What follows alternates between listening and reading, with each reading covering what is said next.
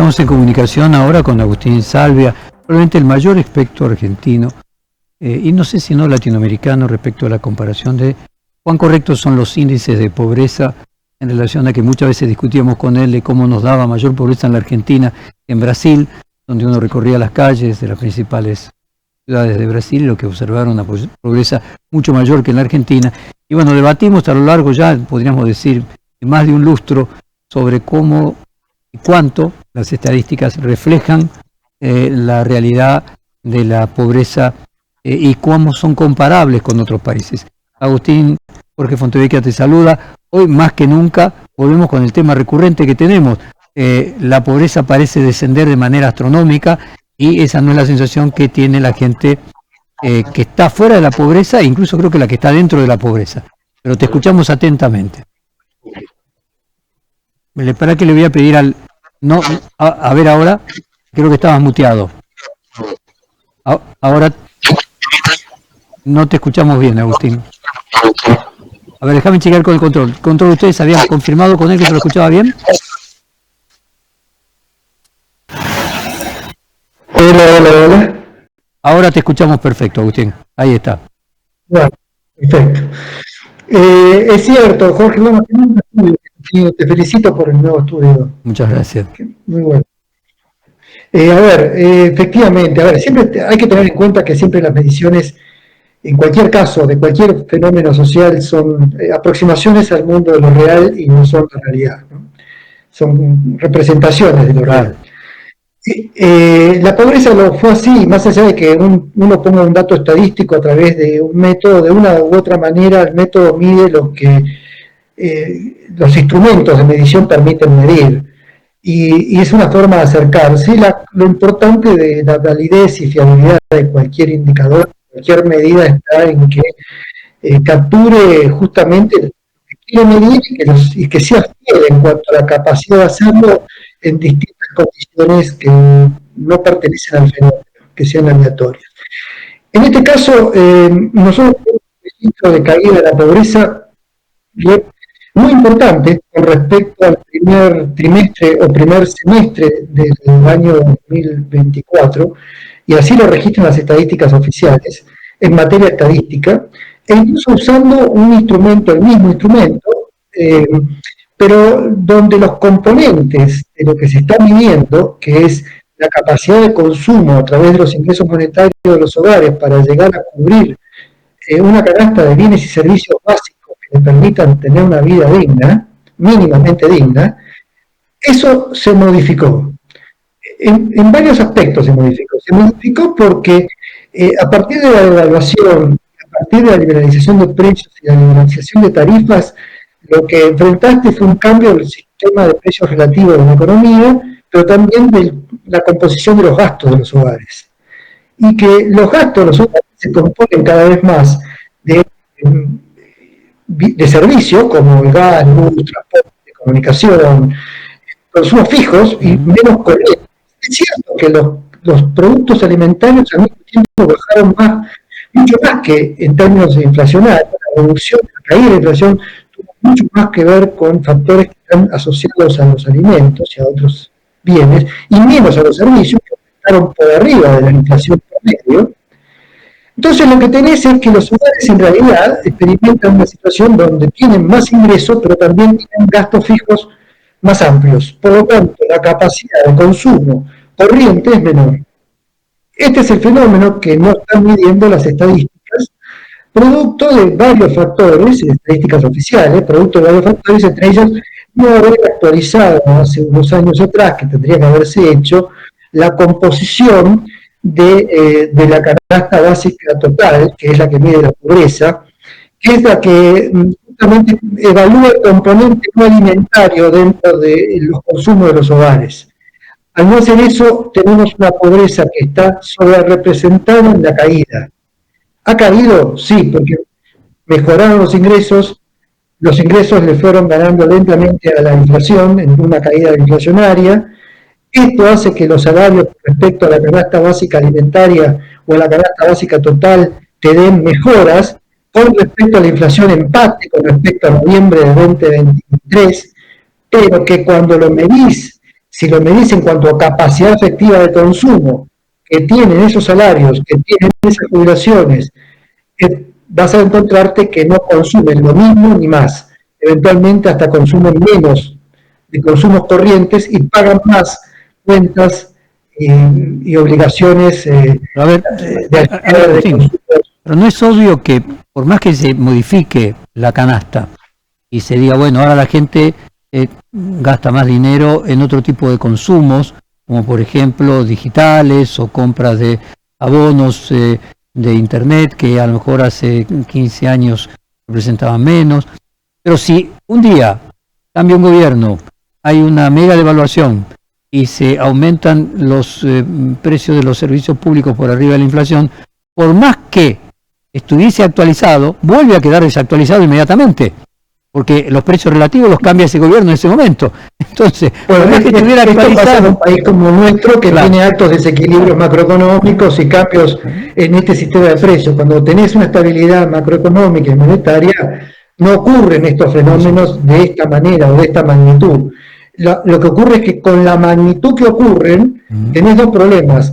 O estaba tanto en el contexto del gobierno de Alberto Fernández y Massa, en realidad tenías más pobreza de la que deberías tener porque las tarifas estaban planchadas y por lo tanto la capacidad de consumo corriente era mayor, como ahora cuando tenés tarifas más altas y la canasta no se ha modificado, por lo tanto tu capacidad de consumo real es menor. El efecto de no haber actualizado hace en realidad se podría haber actualizado desde el año 2019, 2020, el componente de la canasta para reflejarlo más a tanto a los consumos como a los precios que hoy tenemos, el haberlo hecho y que no se haya hecho, así como también el índice de precios. Fijémonos que el Fondo Monetario ha recomendado, más bien ha indicado la tarea de hacerlo, la actualización metodológica del índice de precios, porque el índice de precios de la ciudad te está dando mucho más inflación que el índice de precio nacional, del consumo nacional. ¿Por qué?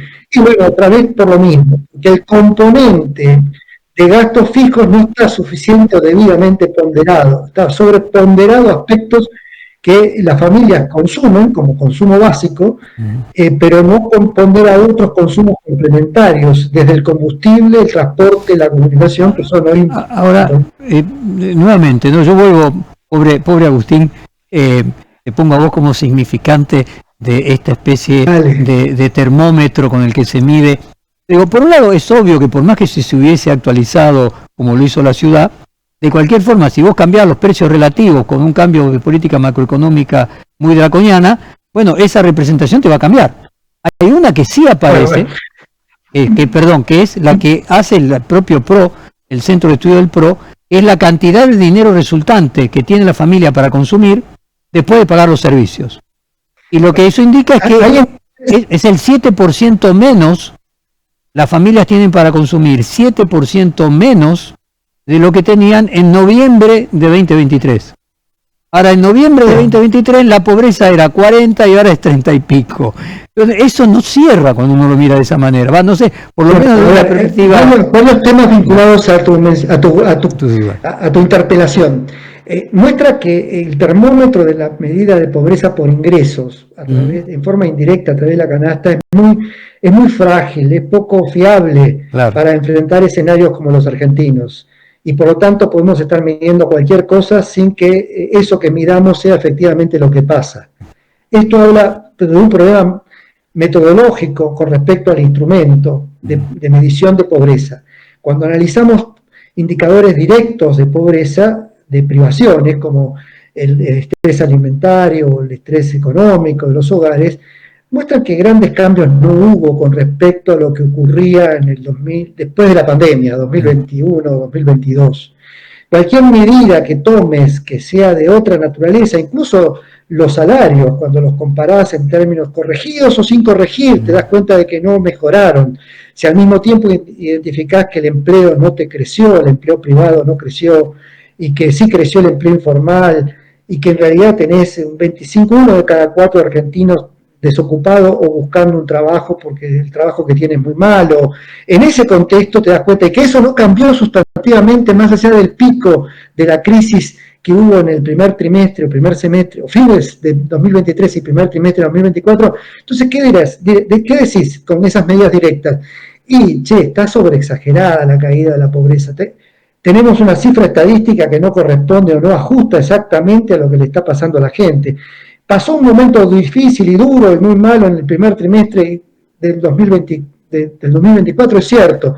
Estamos mejor que ese momento y Sí, está claro. claramente que estamos mejor, pero estamos tan mal como cuando estábamos mal, 2018, 2019, 2022, 2021, 2022, 2023. Exacto. No hubo cambios sustantivos en las privaciones económicas y en un tercio de la población argentina que sigue sometida a situaciones de privaciones.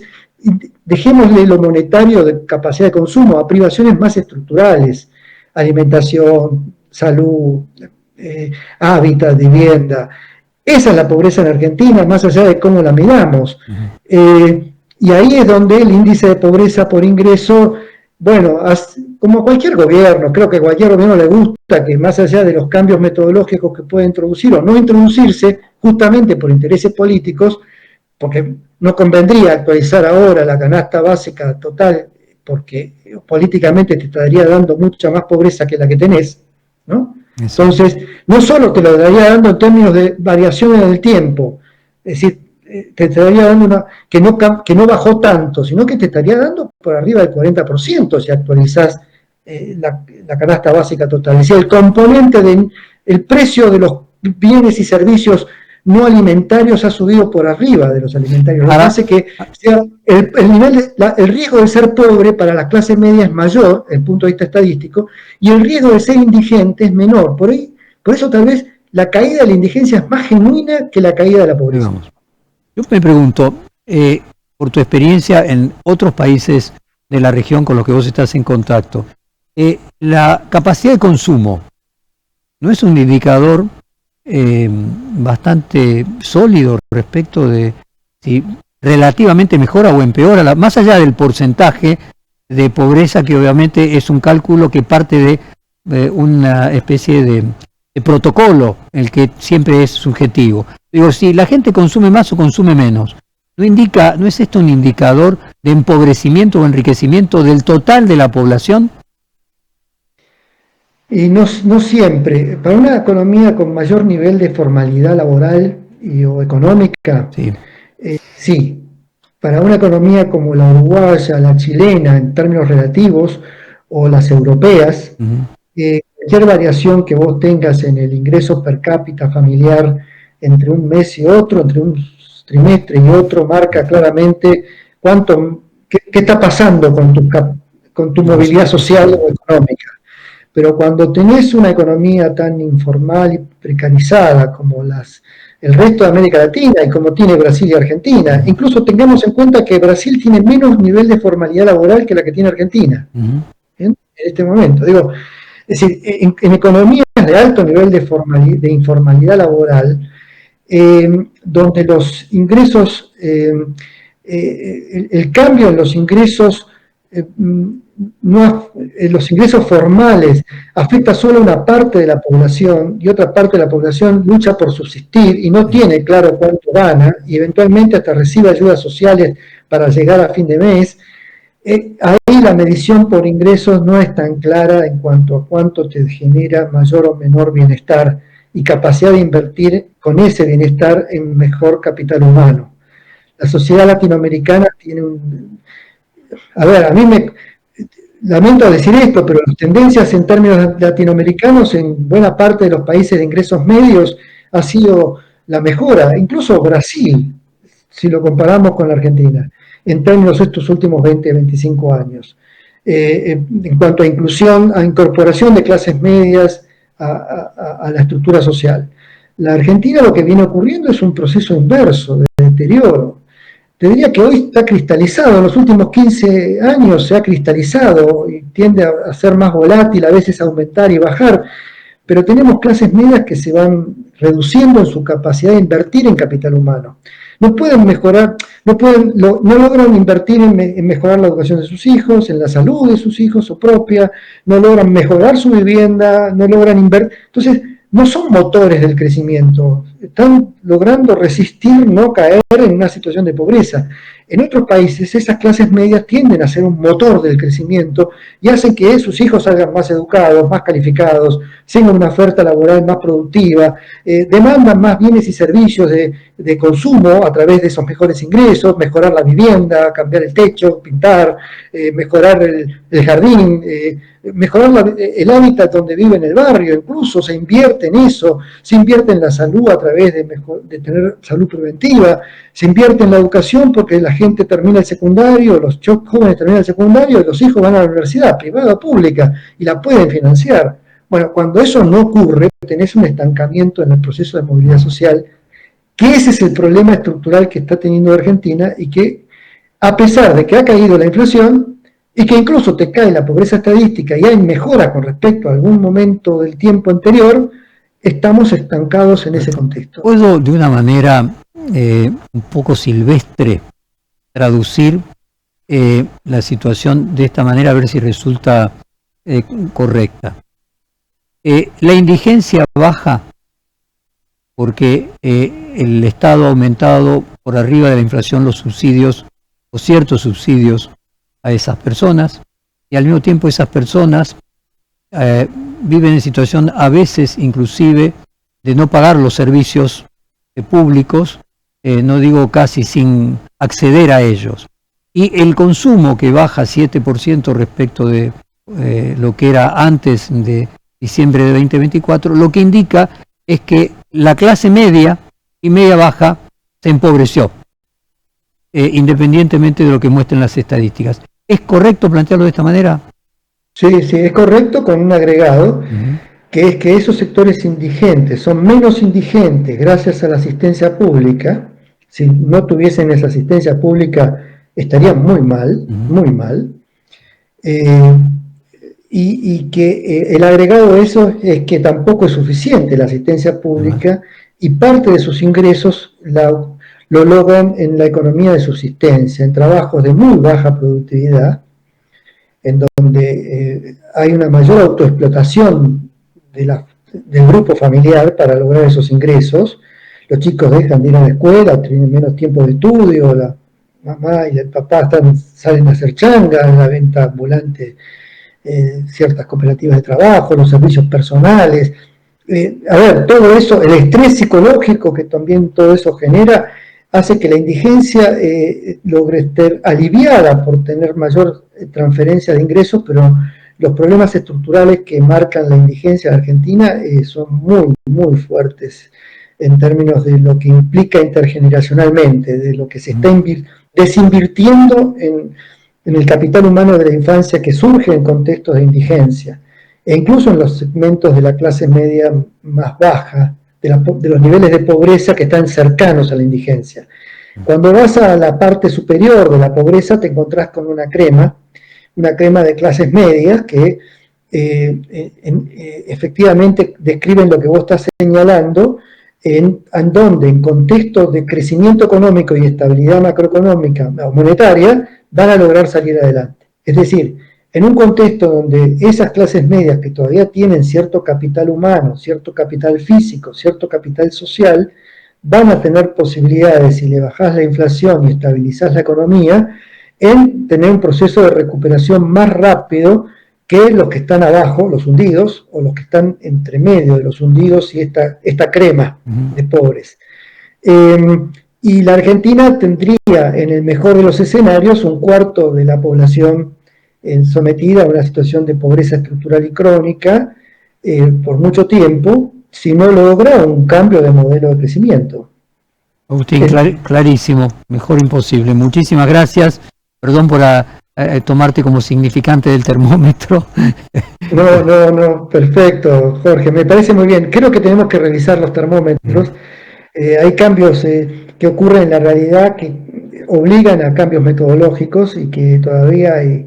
En ese sentido, el INDEC tiene algunas deudas vinculadas a cómo abordar el estudio de la pobreza con con mayor actualización y justamente con capacidad de permitir que esa actualización permita un mejor diagnóstico y mejores políticas. Muchísimas gracias, Agustín. Te mandamos un fuerte abrazo. Un abrazo, Jorge. Acabamos de hablar con Agustín Salvia, el director yo diría de la medición privada más importante